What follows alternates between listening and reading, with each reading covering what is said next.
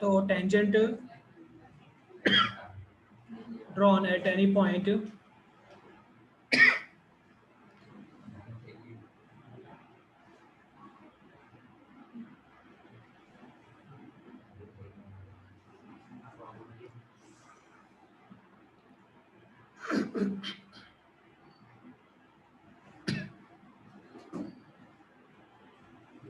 tangent drawn at any point of magnet अला बंद करो लिया हूँ बोल बोल करो अला कौन प्रॉब्लम कौन रख सकले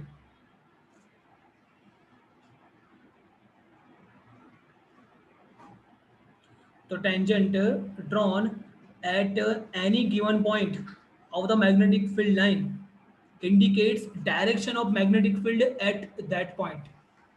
समझ में आया? इतना समझ में आया? ठीक है, अभी देखो यहाँ से मैग्नेटिक फील्ड लाइन ऐसे जा रही थी वाइट कलर की, और मैंने क्या किया, उसके एक पर्टिकुलर पॉइंट पे यहाँ पे टेंजेंट ड्रॉ किया। टेंजेंट समझते हो ना? टेंजेंट मतलब क्या, ऐसे ऐसी लाइन जो कि उसको टच करके जस्ट निकल जाएगी। देखो ये ऐसे टच करके जस्ट निकल जा रही है, ये भी ये देखो ये वाली ऐसे जस्ट टच करके यहाँ से निकल जा रही है। तो ये जो टेंजेंट जो है ना, वो क्या इंडिकेट कर रहा है? Direction of magnetic field at that particular point. ये तीसरा पॉइंट है, समझ में आ गया? तीसरा पॉइंट, कीप योर वीडियो और everyone.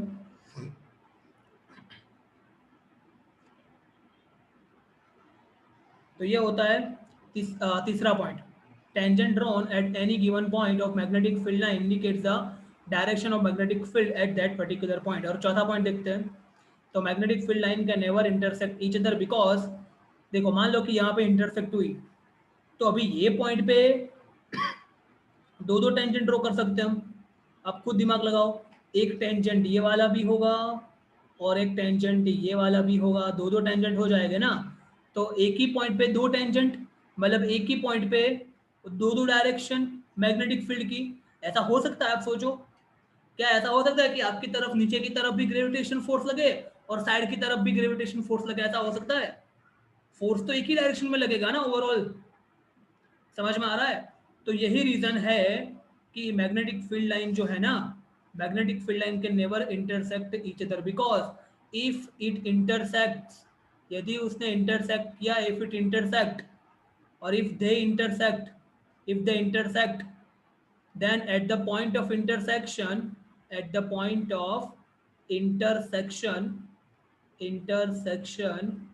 we can draw two tangent। समझ में आ रहा है? वहां पे हम दो टेंजेंट ड्रॉ कर सकेंगे which indicates to possible direction of magnetic field at that point, which indicates to direction of magnetic force at that point, but which is practically not possible. But with this is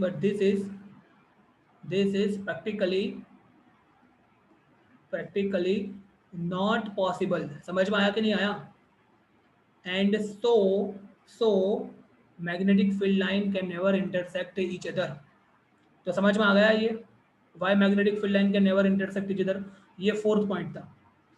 तो I hope you got the characteristics of magnetic field line. Four characteristics are there. समझ में आ गई? चारों के चारों characteristics समझ में आ गई? फिर से समरी करते हैं। देखो पहली कैरेक्टरिस्टिक्स क्या है? एक मिनट, क्या हो सुधर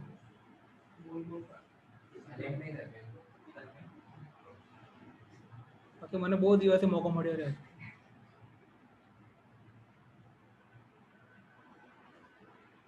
હોય તો કહેજો પાછા, એવું કંઈક શરમાતા ના। તમે લોકો બહુ ખુશ હતો ને કેટલા દિવસ ભેગા થયા આ રીતે? કે થાવ છો જ? ના ના થાવ છો જ, મને ખબર છે। એક વખત જોયા તો તમને બહાર જોયા હતા। चलो चलो। तो magnetic field line emerge from north pole of the magnet and comes to an end. Emerge मतलब निकलना। થયું કનેક્ટ કે ના થયું? ફાઇનલી નહીં થતું હજુ કનેક્ટ?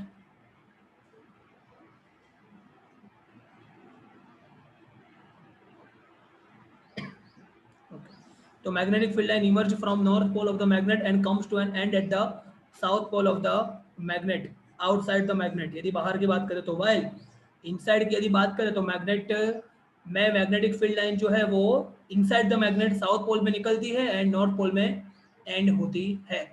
ठीक है, एंड दस they form the close path. पहला पॉइंट समझ में आ गया, सिंपल है।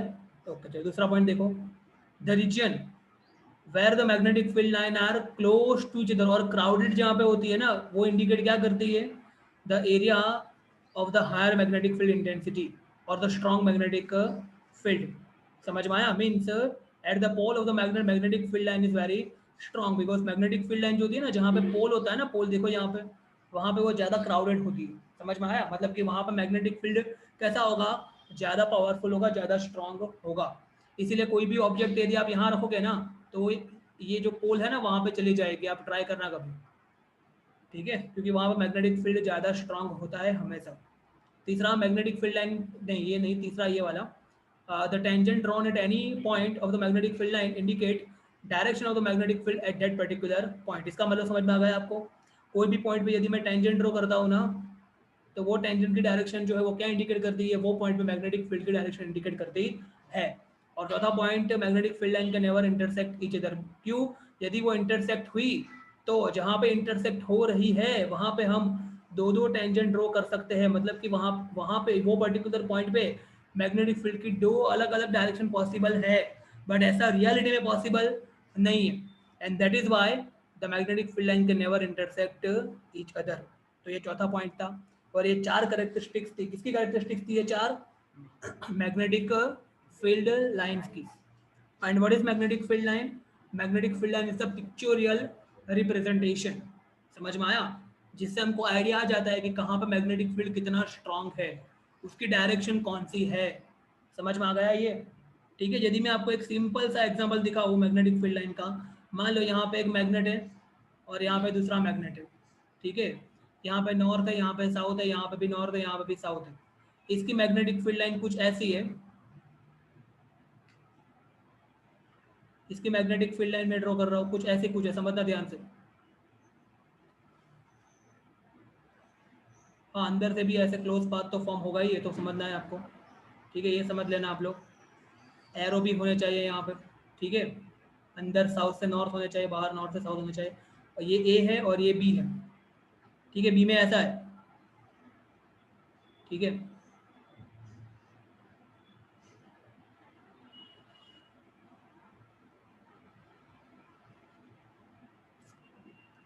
समझ में आ रहा है?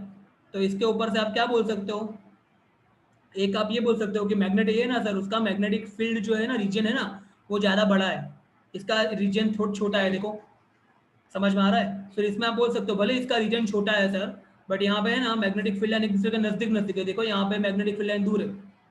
समझ में आया? जहाँ पे मैग्नेटिक फील्ड लाइन नजदीक होगी वहां पे मैग्नेटिक फील्ड कैसा होगा, ज्यादा स्ट्रांग होगा। तो are you getting the concept of magnetic field line? समझ में आ गया ना? तो मैग्नेटिक फील्ड लाइन क्या, एक तरह का पिक्चोरियल रिप्रेजेंटेशन है, जिसको देख के ही हमको पता चल जाता है कि कौन से एरिया में मैग्नेटिक फील्ड कितना है, कहाँ पे ज़्यादा है, कहाँ पे कम है। फिर वो मैग्नेटिक फील्ड लाइन की मदद से मैग्नेटिक फील्ड की डायरेक्शन कौन सी, वो भी पता चल जाता है। जैसे कि मेरे को ये पॉइंट पे मैग्नेटिक फील्ड की डायरेक्शन चाहिए, तो कौन सी होगी, तो यहाँ इस तरफ जाएगा।